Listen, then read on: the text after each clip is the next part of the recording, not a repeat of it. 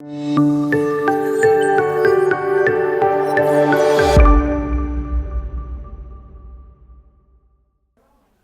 my name is Phil Sever. I am the principal partner at Sever Storey. We are eminent domain attorneys representing landowners across the country. Today I'm here with Jordan Walker, one of our income partners.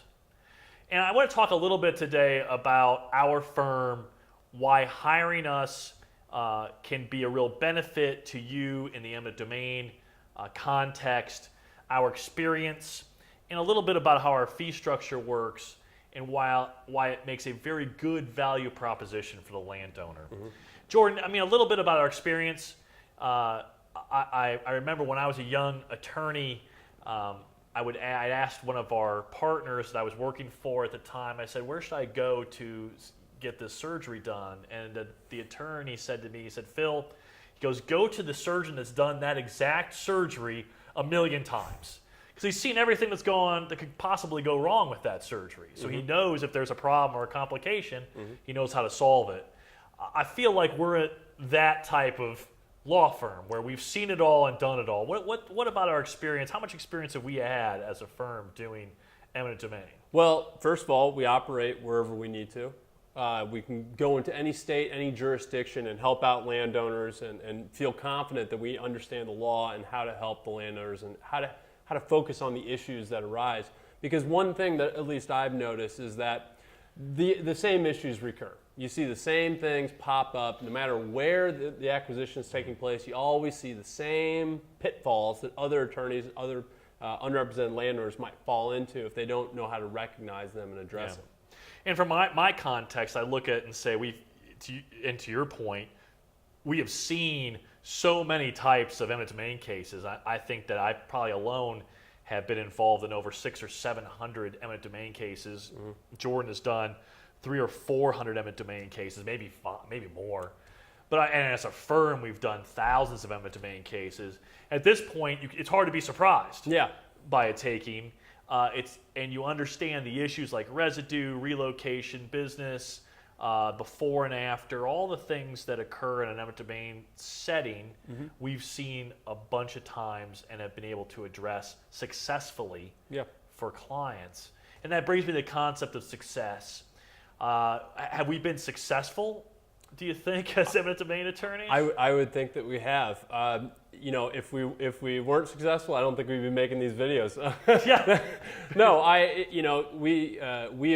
we have done a lot, and anytime you do something enough and you repeat it enough, you're bound to be good at it. And I think that's what we've established throughout the country. I think it's fair to say that we continue to thrive as a business, and we've had a lot of success, a lot of great successes for our clients. We kind of have a mantra at our office that if we're taking a case, we always like to at least double up that compensation figure for a client.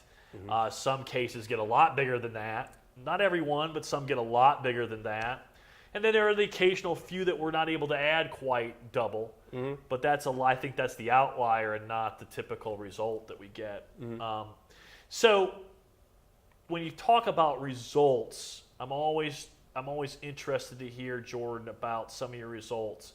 When you're doing power line and pipeline cases, do you feel like your clients have been satisfied with the results you've gotten for compensation? I do, and I feel that way because whenever I resolve a case, either as part of a large group or individually, I'm always pretty sure that whatever I'm achieving couldn't be achieved otherwise.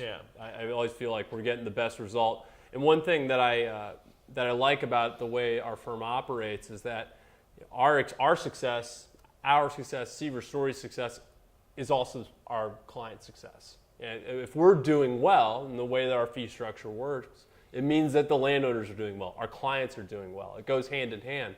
Some law firms, some attorneys can be successful in that they make a lot of money, but that doesn't necessarily mean their client is getting the better end of the deal. It doesn't necessarily mean the client is getting more compensation or better legal representation. In our situation, the way we operate, again, our success is our client's success. And what Jordan's talking about is that we only get paid if we value add for our client. So in every eminent domain context, you're given an offer, and that offer has a certain dollar value associated with it. And that's your money to keep.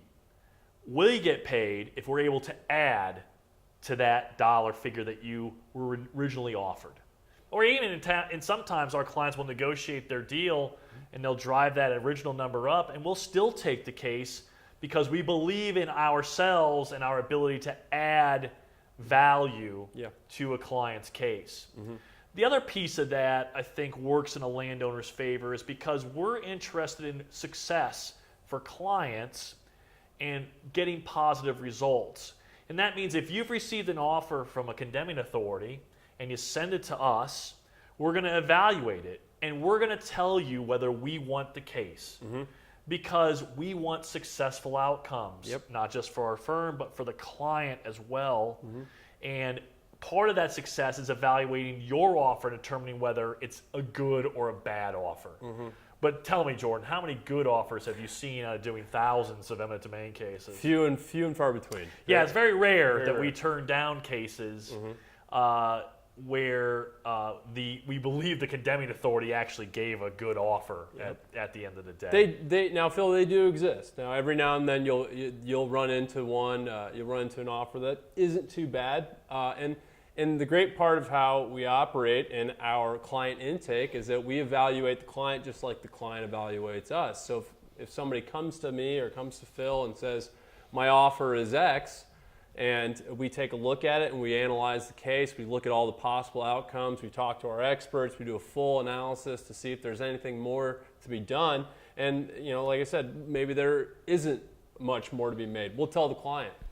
Because we're not going to take on a case if there's no more money to be had, and that way that whatever advice we're providing to you is honest. Yeah, it's not motivated by us wanting to have additional cases. Yeah, it's motivated by us wanting to be successful on behalf of clients.